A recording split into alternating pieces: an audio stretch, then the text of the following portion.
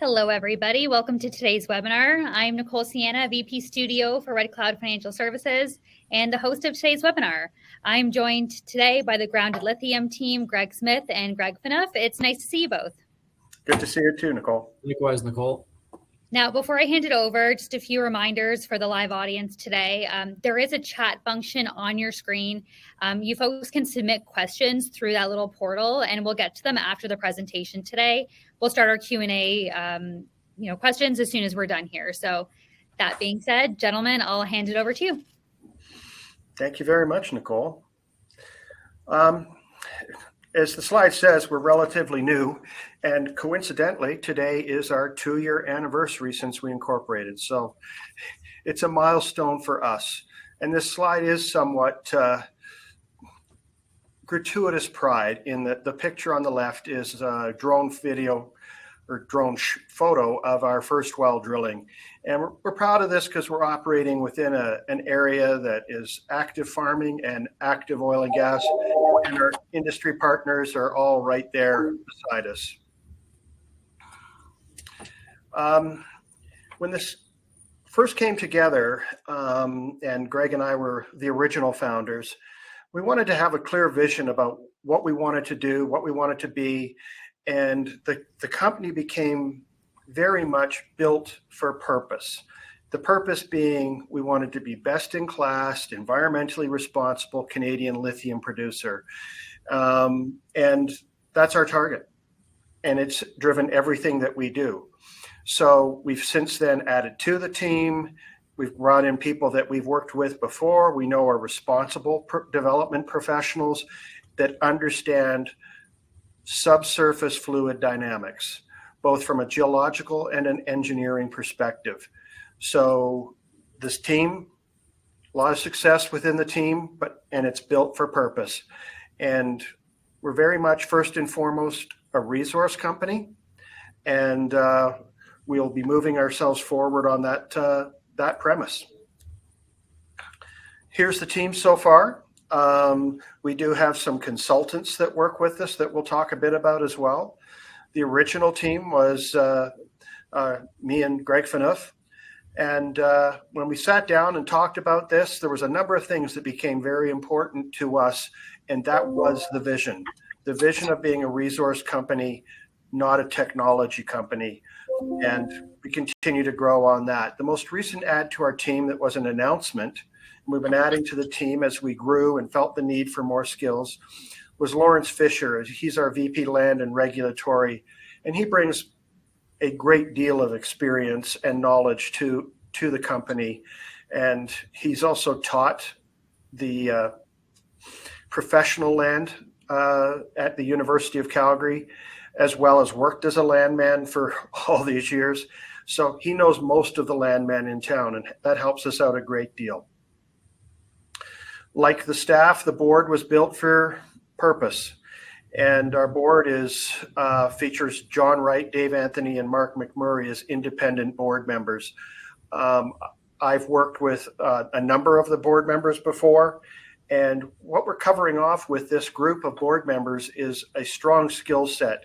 We've got geological, engineering, strong governance from a board perspective, and also lots of experience with the commodity markets and equity markets. The last thing I'll point out on this that is relatively new is an advisor that's joined us as a consultant. His name is Wayne Monnery. He's in that lower left. Wayne has a PhD in chemical engineering and has worked most of his career doing process and chemical engineering.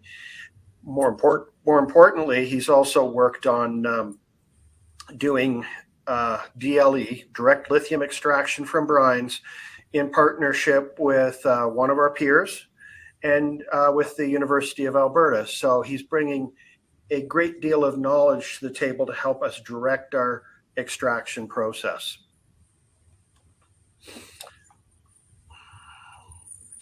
We have a relatively tight capital structure, and it's the founders and the insiders contributed at every round as we grew our company. So we currently have about 57 million common shares, and a number of dilutives that take us to just a little over 64 million shares. We did an RTO that completed in August of this year, and that was with our VAR Resources. The VAR shareholders own about 32% of the company. And when we acquired VAR, it also came with about $875,000 in cash, as well as some strong investors in grounded lithium that came with that transaction. So very happy with that transaction. But to date, insiders and management, we own 14% of the company.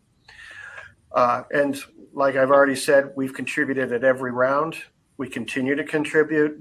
We are sharing in the growth with our shareholder base.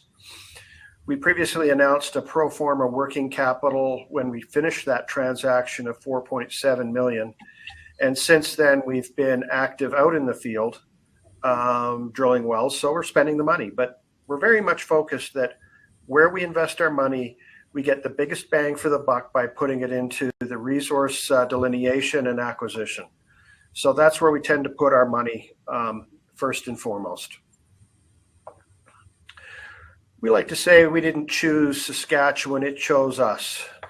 When we started to work through this process of trying to understand where's the lithium coming from, how's it moving around, where's it getting moved into traps, when we followed the geology, it took us to Western Saskatchewan, and that's where we have focused our business.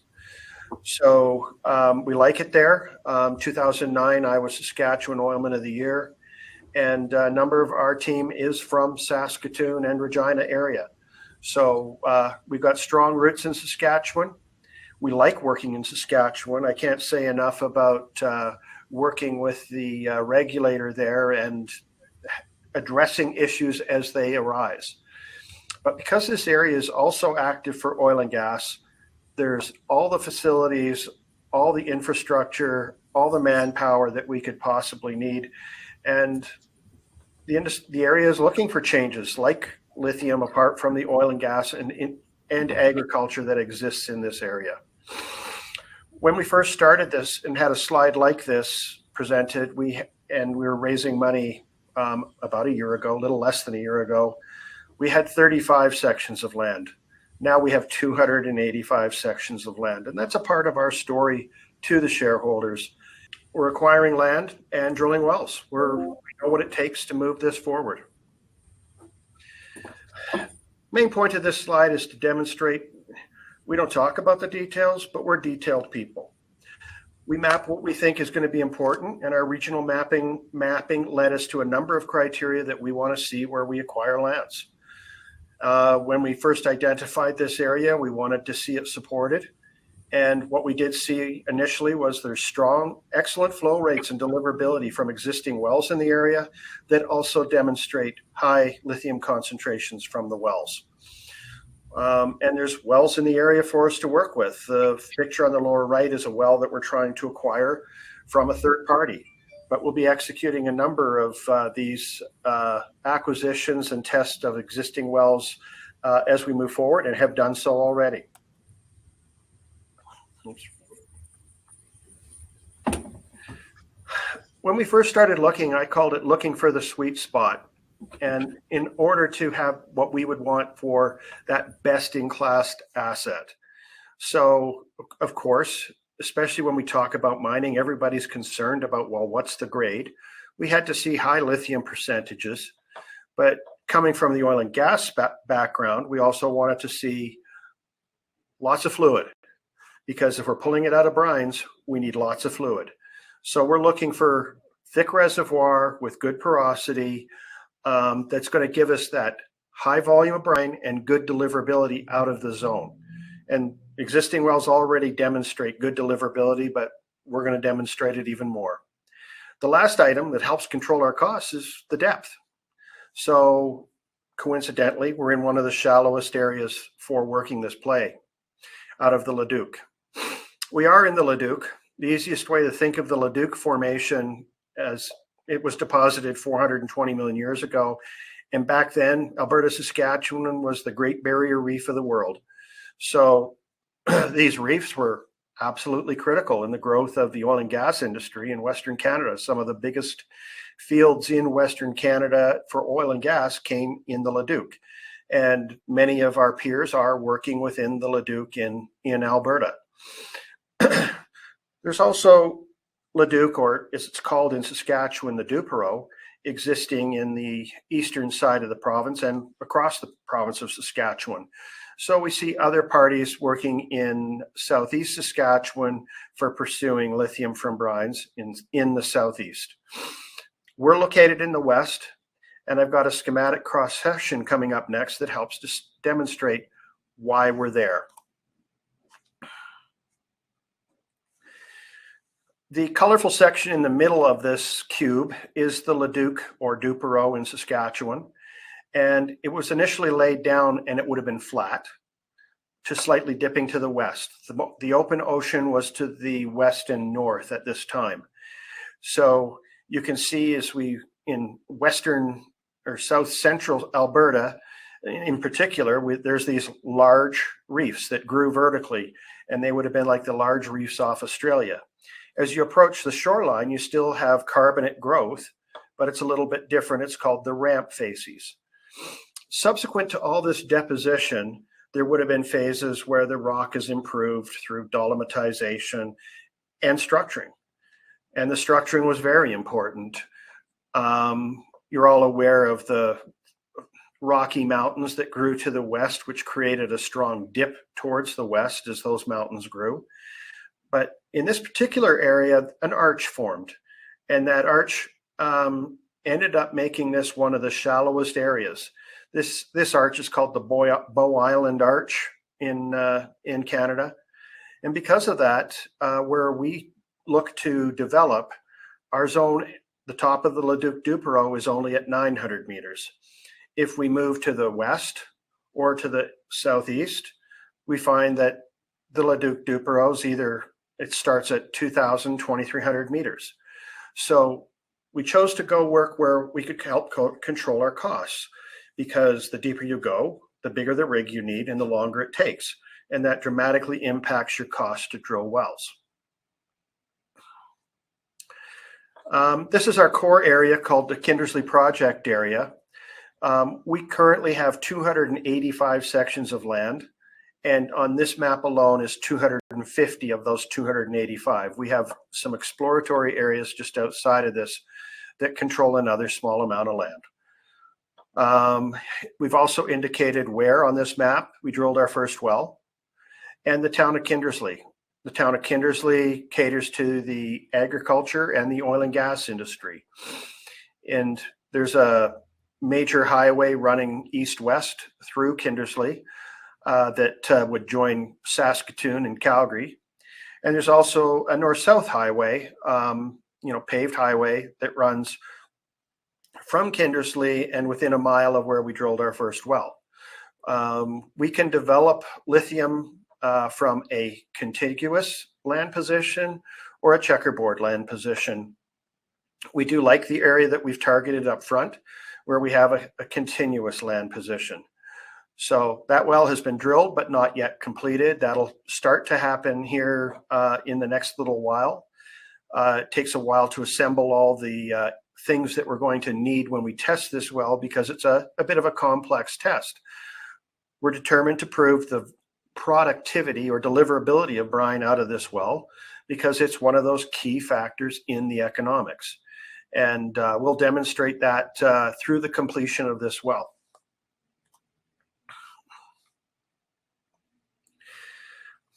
Each of the sections that's within our resource report, has a value to us. And we've done a lot of detailed petrophysical analysis so that we normalize the known porosity to a actual porosity, or the porosity curves are skewed. They make an assumption of what the rock type is. So if you do detailed petrophysical analysis, you then know what the exact porosity and thickness is within your reservoir. And we're proud of the detail that we've applied to our process in the area. But what it's telling us is the P50, section of land, a mile by a mile, holds about 216 million barrels of brine over 3% porosity. What does that translate to? That translates into approximately 13,500 tons of lithium carbonate equivalent in each section of land. I call this proof of concept. Both of these wells have been tested for lithium by the Saskatchewan government. We're out there testing wells, and these wells also produce at significant volumes of brine. They're built for purpose. They're using the water from the same zone that we're in to do water flood in the Viking Formation, which is a much shallower oil formation. One of the benefits we have in our area is that, and one of the reasons we chose it, is there is no oil in the Leduc in this area. So it helps simplify our process in terms of filtering. But these wells are used for water flood to sweep out more oil from the Viking Formation, which is about 200 meters shallower than the Leduc Duperow. This is our preliminary assessment of our lands for how much resource is in place. We're not just proud of the number, but we're proud of how we got there because we've done a very rigorous process. We've done the petrophysical analysis of all the wells, and then we've loaded them all into a three-dimensional model. The three-dimensional model is very complicated with multiple layers that track the quality of the rock across the area, which allows us to assign how much reservoir is in each section, quarter section of land. So it's a very detailed approach that we've taken, and we're proud of that. It means we're not counting stuff that shouldn't be counted. So we currently are at 2.9 million tons. And since this report was done, we've announced we've acquired more land within this area.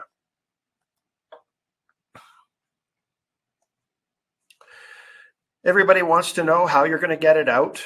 This is a very rudimentary slide, but the process is really broken out into the extraction phase, where you're going to pull the lithium out of the brine and create a more concentrated solution of lithium chloride that doesn't have all the other ions or salts within the brine. It's just a lithium and chloride solution that then goes into the refining stage, where you're going to use heat and chemicals to create your final product of a lithium salt, most likely, lithium carbonate, or if need be, lithium hydroxide. We're fairly open to what we create. What we like to say here is we're not a technology company. We have hired a fellow that's an expert in the technology, but he's helping guide us in terms of finding the right solution for our brines. So there's numerous technology providers out there that are smarter than us, that are working on that extraction technology, and we're prepared to go out and stand on the shoulders of these giants. So we recently announced a contract with Hatch Engineering, being directed internally by our engineers, because we brought that expertise in-house as well. And we're going to be determining what's the best technology for us, and then that will eventually lead towards our preliminary economic assessment.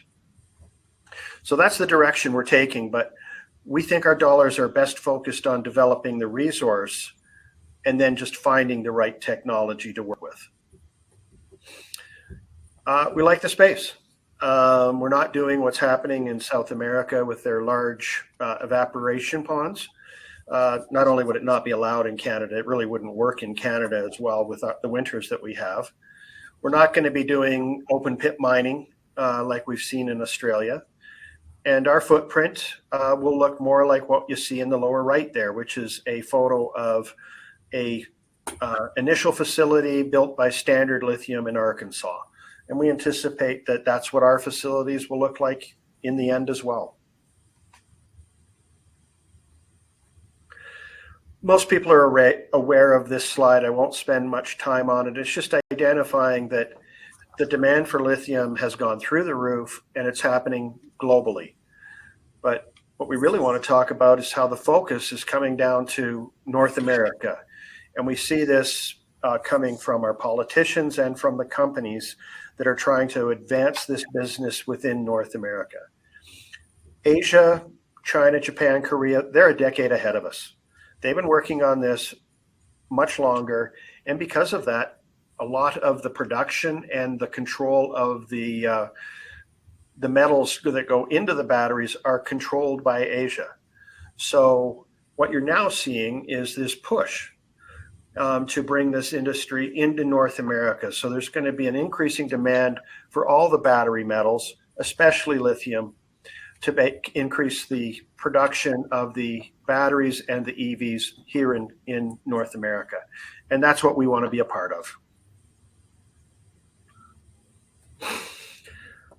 We're not hanging around. We've only been around 2 years. As I've already said, it's our 2-year anniversary since incorporation. And we're moving quickly to accumulate land, accumulate our position, but it's a very targeted process. We're not just accumulating land to say, okay, we've got more resource now. We have to be convinced that we're going to turn this land into commercial, best-in-class commercial production. And that's what's driving our business. To some degree, we become the poster child for doing freehold acquisitions as opposed to crown acquisitions. Nobody's done them as much as we have. We can go into other areas and do those same deals, but we haven't gone there. We've stayed here. We've stayed true to our roots where we believe we can create the most and best commercial project. So we've grown from that initial 35 sections to the 285 sections that we have today. We've drilled our first well. We've completed a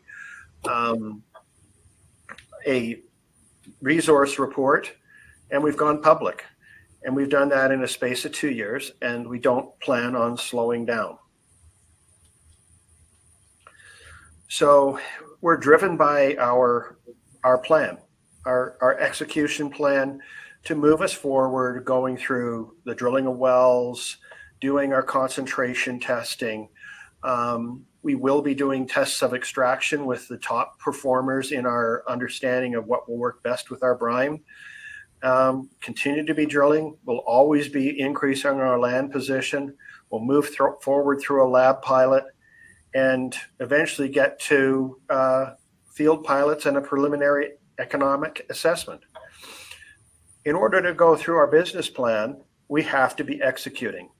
As we execute, it provides a continuous chain of information that we can distribute to our investors and shareholder base so that people are kept abreast of how we're moving this forward through activity.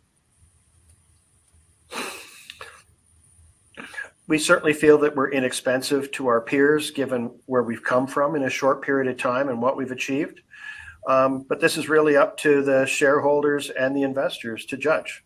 But we will continue down the path that we've chosen of demonstrating and unlocking the value of our lands. We think we're a good investment, and we continue to invest at every stage. We see the momentum behind this energy transition isn't slowing down. It just keeps on growing. We plan on being part of that and getting our project to a commercial phase. So that's why we're built for purpose in terms of both our staff and our board to move through that value chain to get us there. And I can't say enough about working in Saskatchewan. It's a great place to be. They're very committed to making all of their industries successful. We currently see ourselves well-funded and look forward to continuing to update our shareholders as we move forward.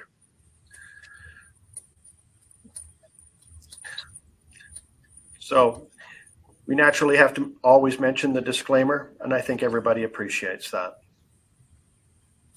Nicole? Awesome. Thank you both so much.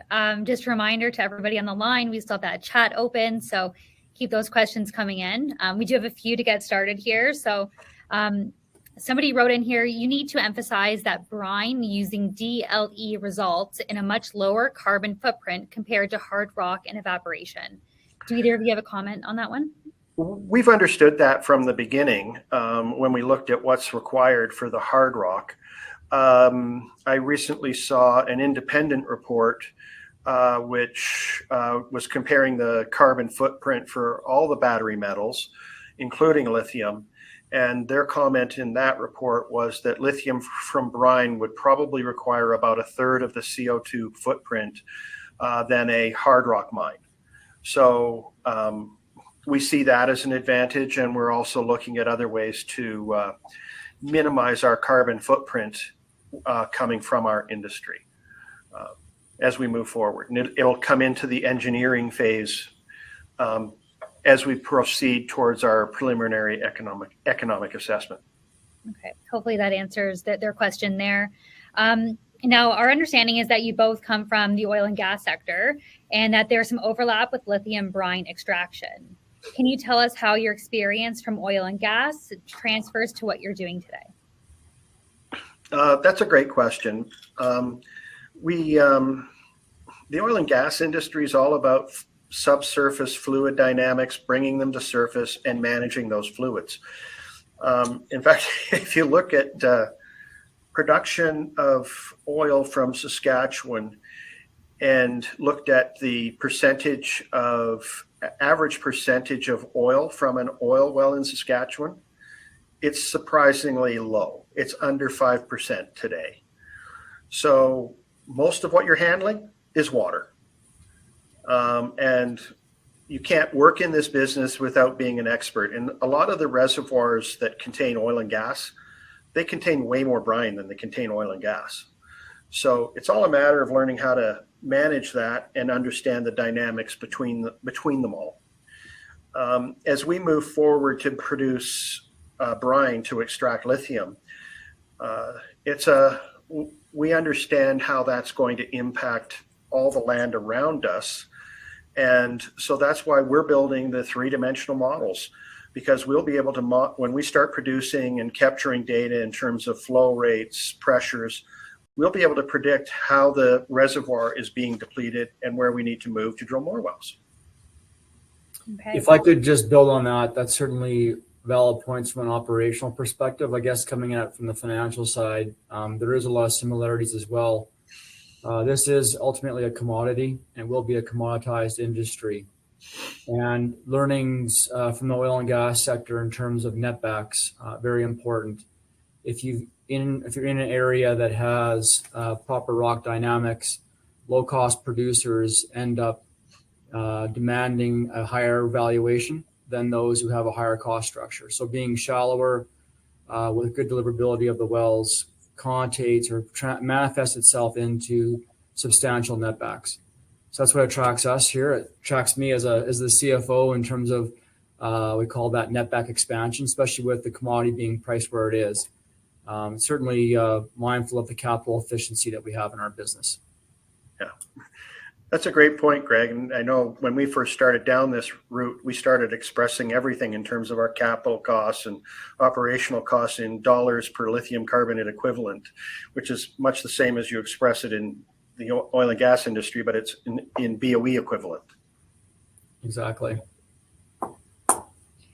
We have a question from John. You guys spent quite a bit of time talking about DLE during your presentation, and he writes, there seems to be a fair amount of skepticism on DLE, not least because there are many technology providers, but very little detail about them and no scaled up projects. How do you get over this hurdle with investors? It's going to be a game changer, and certainly it's been going on for 50 years. It works. The real issue is just that upgrading it to the commercial size. The process has been known for a very long time, and some of the more successful operations are not really out there publicly. There's a facility in South America that's kind of a blend between DLE and the evaporation ponds, and there's 3 facilities in China commissioned within the last year that are up and working. But that's technology in China. So do I believe that it's going to work? Yeah. And I'm thankful that there's others out there like Lake Resources, Standard Lithium, E3 that are working on solving this, as well as all the technology parties that are out there that we will be testing, and Hatch Engineering, who's designed a number of these facilities to date. So will there be bugs to work out? Yeah. But will it work? Yeah, it'll work. And it'll be a game changer for the industry and the perception of our industry. And I think that's really the concern that John is expressing, is that concern is, will DLE work? Well, it will. That's my speculation, of course, but we believe that it will work, and there's every evidence that it's working today. All right. Thanks, John, again for your question here.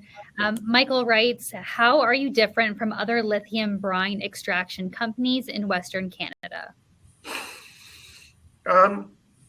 I'd say in many regards, we're the same.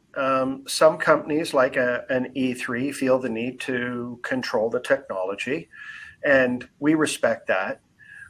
Greg and I both come from companies that in the oil and gas side that also own technology. And what we found in our experiences there was that the technology can end up being a competitor towards the resource side.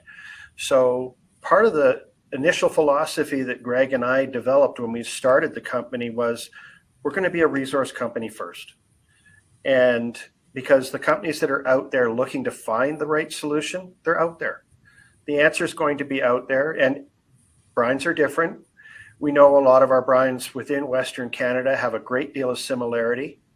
And then I think it's that initial focus that we started the company with. We weren't just going to try to acquire land for the sake of acquiring land. It had to be very targeted in our approach, because land comes with annual rentals, it comes with work commitments, and we wanted to be very focused with how we spent our dollars. And so our focus is, our land position isn't as big, but we believe everything that we own today is going to be moving towards a commercial production. If I could take a stab at that question as well, from again, investor or a financial side of the equation. To me, it distills down to three things. One is that we are an early entry point compared to some of our well-established peers. So we offer a cheaper entry point compared to others that we esteem to be. Secondly, in the resource business, especially to Greg's points, in subsurface fluid dynamics, it's all about the resource. It's about the rock. And we believe we're sitting on top tier resource where we picked. Lots of work went in by Greg and his team, peer reviewed many times to pick where we are and concentrate. And to Greg's point, we didn't choose Saskatchewan, it chose us. And third, at the end of the day, if you have those first 2 points, it's about the management team, inclusive of the board. And this team has built projects before, several hundreds of millions of dollars of projects above surface. We've taken resources from a concept to cash flow. And if I was an investor, I'd be looking almost first at the team. Good points. We have another question that just came in going back to DLE. Nathan writes, have you identified a short list of DLE technologies that you can comment on? I'd prefer not to give out names, but yes, we've developed a short list of 4, and in partnership with Hatch and our internal people, we've purposely chosen, the processes are similar, but they offer different different aspects to the technology. So in particular to the extraction beads or resins, if you care to call them that, they're uniquely different in some regards. And we want to see which one works best with our brines. So we purposely chose a spectrum of technologies. And then in partnership with Hatch, we chose who do we think is out there leading the pack.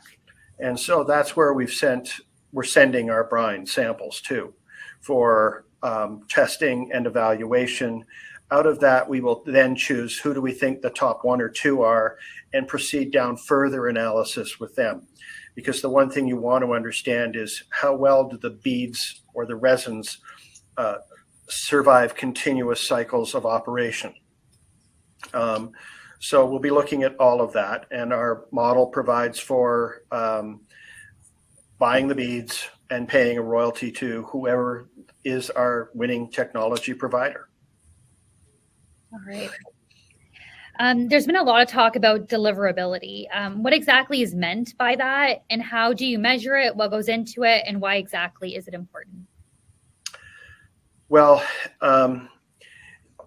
if we're going to feed brine into a facility, you want to know what your lithium concentrations are, because that's obviously a key component.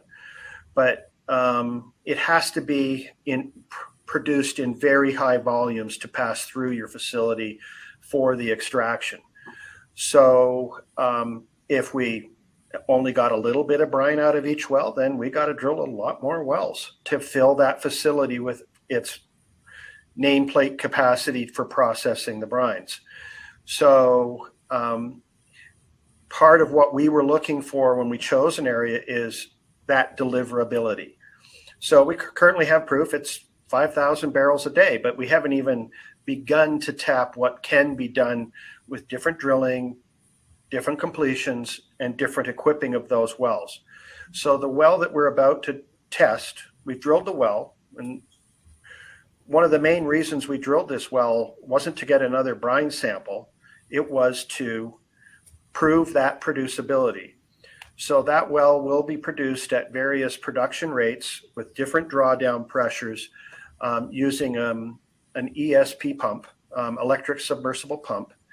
And that will give us all the data that we need to then say, okay, well, we've proven we can produce here, and we know if we had all the capacity that we could take, because we're going to fill up a lot of tanks at surface when we do our test, we could take this well to this number.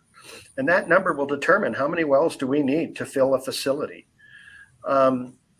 Because our facility area is lacking in hydrocarbons and very low sulfur component, we think we can be much more modular than what we see others being within their sector. A lot of people are talking about bigger facilities with over a big idea here is get the first one up and running, and then the cash flow from that will help drive our business forward in terms of building out more of them. But it has to be profitable. Deliverability out of each well is what's important to us. And we know we have the aquifer support through the area. We expect it would be sustainable through time, in much the same way that you see that in the oil and gas sector in Saskatchewan as well. Most of the wells, they say, oh, they deplete through time. Well, it's only the oil production that's depleting. The total volume has stayed the same through time because the aquifer pressure is there. And that's what we expect that we'll see in this area. Okay, that's great. Now, your sections look quite checkerboarded. Is that freehold versus crown? Can you or do you need to fill in the gaps, or does it not matter for extracting brine? We can work from a contiguous land position, or we can work from a checkerboard land position. Within this area, we have both crown and freehold lands. It is at this time dominantly freehold because it was a way for us to go out and build our land position very easily at a reasonable cost. And our biggest freehold owner that we've done business with is Prairie Sky Royalty. And they've even mentioned that they've done this deal in their information that they send out to their investors, because they're excited by this, and as are we. So they're excited to see us moving forward, and we hope to do more business with freehold owners through time. So we've got, at this point, we have 3 major freehold deals in place. Some with just, we combined a number of smaller lithium or mineral rights owners, and we got them to pool their interest in an area, and we did a deal on the pooling. And then since Prairie Sky, we've also done another one with a company called National Trust. Okay, thank you again for that question. There's plenty here, so we're going to try to get to all of them before we wrap up. Do you foresee similar CapEx footprint as standard lithium? Well, standard lithium is piggybacking off of a bromine operation, so it's a little bit different in terms of the capital structure for drilling wells, because the wells are already drilled. They were drilled for oil field production many, many years ago, and then somebody added a bromine facility on it, and then what a clever piece of business from Standard Lithium. They piggybacked off that. Now, I don't know their capital structure really that well for their facility. Standard Lithium existed as a technology company long before they existed as a resource company, and they had spent a great deal of time working on their technology, and I don't mean to speak for them. So they have their own internal technology, and I can't comment on that capital cost. We have looked at the capital costs that others are projecting in the industry, like an E3, and we understand what that looks like, and we can build our models internally based on numbers like that, and we would anticipate having very similar numbers to them. Okay. We do think though, just to the points earlier about deliverability, sitting on a good resource with high perm and high porosity, that there's the CapEx on the facility, but there's the CapEx also on the wells. And if we've done our homework correctly, then we should be better than average on the well CapEx in terms of sheer number of wells you need to fund a project. Let's get to the last couple here. In your view, what upcoming catalysts are going to drive the biggest re-rating for Grounded? That's a great question. I think that obviously the PEA, which we hope to complete through next year, that's going to be a big one, revising our resource estimates with the increased land position, and then demonstrating to the investment community the deliverability that we can get from our wells and how that impacts us moving forward. So I think those would be the big ones. I think another one that's out there that people are not really appreciating is a lot of the DLE companies, or the companies that will rely on DLE, suffer from that overhang that others have discussed, where will DLE work? And so it's a game changer when it's proven that it works. And that will cause all of the lithium from brine players to move up once that risk factor begins to diminish. Would you add to that, Greg? No, you said it perfectly. Nothing to add. All right. Our last question here, hopefully ending on a lighter note, but tell us about your name, Grounded Lithium. Why did you pick it, and what does it mean? Well, it came back to, Greg and I have a very fond memory of this happening. We just started to talk about the philosophy and the vision for the company. And part of that vision was going to be, we're not going to be a technology company, and we're going to be a resource company, and we have to be very grounded in that approach of keeping it a technology company and focusing on quality assets. So the word grounded in our thinking kept on coming up again and again. And then we thought of that comparison to electricity. It's grounded, and that's probably the best way to describe it. But it does get mentioned in the office. We have to be grounded in our thinking. Forget that stuff. I think there was a glass of red wine being shared too at the time, just for sake of full disclosure. A lot of good thinking happens over wine, so obviously it worked out for you guys. In our last minute here, are there any final thoughts that you want to leave the live audience with? No, just watch us, because we've had a fast track record over the last 2 years, and we're happy we've hit 2 years, and we're just going to keep on going, because it's the one thing that Greg and I hate about this right now is we're used to drilling wells and within months having cash flow.